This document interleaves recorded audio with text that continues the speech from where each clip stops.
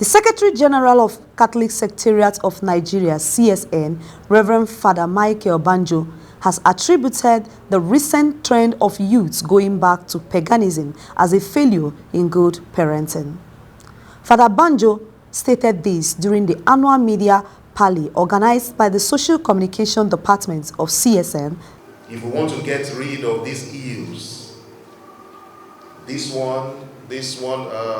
that's one of people going back to paganism because of wealth, this quick rich syndrome, this quest for corrupt practices, and so on. We must engage in formation of consciences.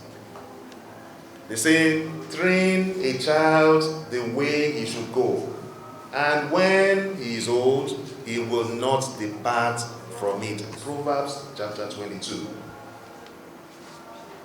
If you do not form the consciences of people, people will not be able to distinguish between good and evil. People will commit evil and there will be no disturbance. People would kill, as it often happens in our society. And at night they will go to sleep undisturbed. He said the fight against neo-paganism must begin in the family. Society is made up of families. The family is the pillar upon which society is built. So if you have something going on in society, if you want to look at the roots, whether that thing is good or bad, you have to go back to the family. That is where formation begins. So if you want to get rid of this quick rich syndrome that you talked about, we have to go back to our parents.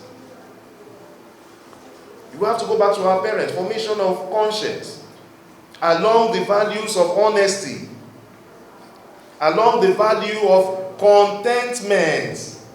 That used to be a huge value in our society.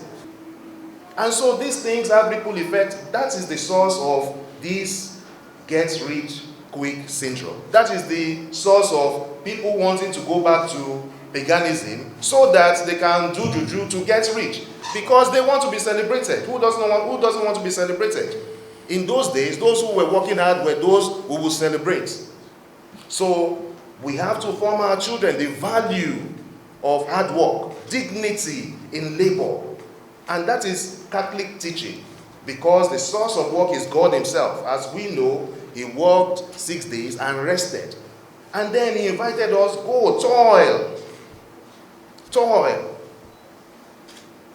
So when we work, we continue what God himself started. The media Pare also presented an opportunity for the management of the CSN to highlight some national issues that constitute a challenge in our national life. So discussions are going on, but whatever may be the case, the church is a major stakeholder in the area of education and a major player in the field of education, and has always been, because education is a very important means of evangelization for the church.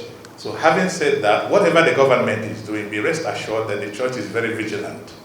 The church is a keen observer of what is going on in the society, especially in the area of education. We can only pray and hope that the government will reciprocate the goodwill of the church in terms of regarding the government as a partner in education. In many parts of this country, things have worked out that way. When we go to the issue of kidnapping, of whether Christians, priests, or general kidnapping in our country, we know that kidnapping has now become a problem in our country. That I may say maybe a fallacy if one would say that it is only the Catholic priests that are targeted, or only Catholics that are targeted. It has become just like a common thing in Nigeria. For some people, it is like business. Kidnapping, not in the name of religion, but to get money to meet their needs. Basically, one may say the reason is because of the economic situation in our country, Nigeria.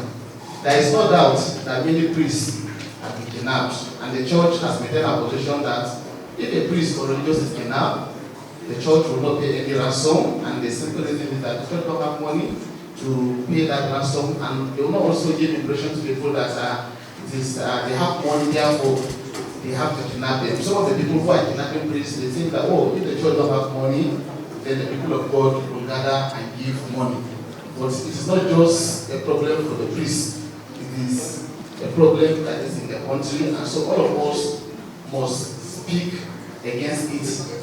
The desire for the introduction or implementation of the law in some parts of Nigeria is as a result of certain causes, people who are dissatisfied with the system, and they are asking for it. Now, the church is actually looking at this from the point of view of understanding first, what is the reason why the people want Sharia law? They also have to be conscious of the fact that, especially in southwest Nigeria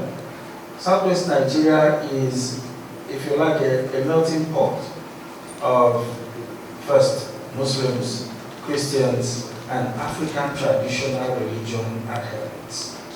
So we have to take all that into consideration, because taking one against the other might pit one group against another.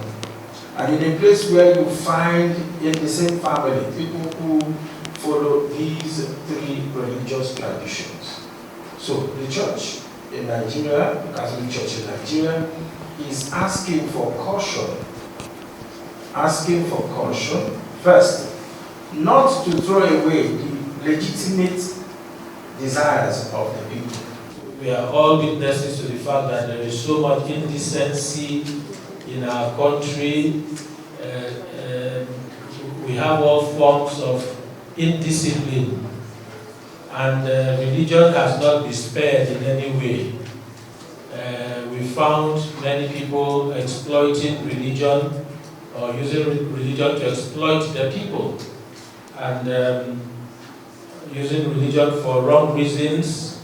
All of these are before us, no doubt about it. We know that there is multiplication of charlatans in sacred places now. So if there is any government that have come up to say we need to put some check and balances into what is happening in this circle, I think it falls within one of the primary duties of government to protect the people. But in doing that, as many of our brothers have already said now, it will need to come with a lot of caution.